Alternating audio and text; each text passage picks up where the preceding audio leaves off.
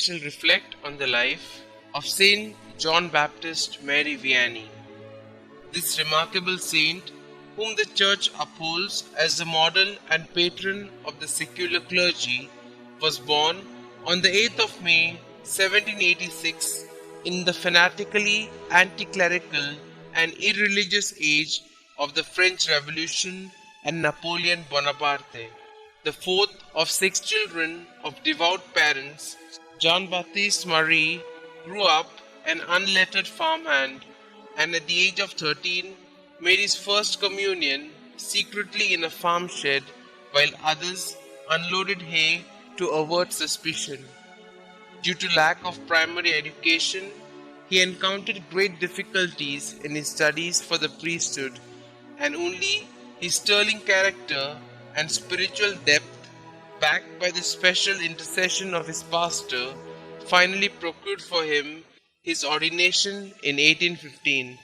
Assigning him to the obscure little village of Ars near Lyons, the Vicar General told him, "There is not much love of God in that parish.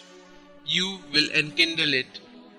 In fact, the villagers and farmers were living in a state of great spiritual and moral neglect, addicted to drink and an inordinate craze for dancing. John Vianney set about working quietly among the poor and the sick of the parish, and passed many hours a day before the Blessed Sacrament, pleading for the conversion of his flock.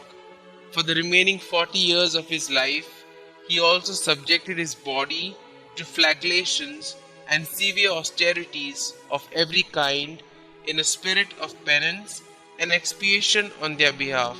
He preached in a simple language, using imagery from everyday life.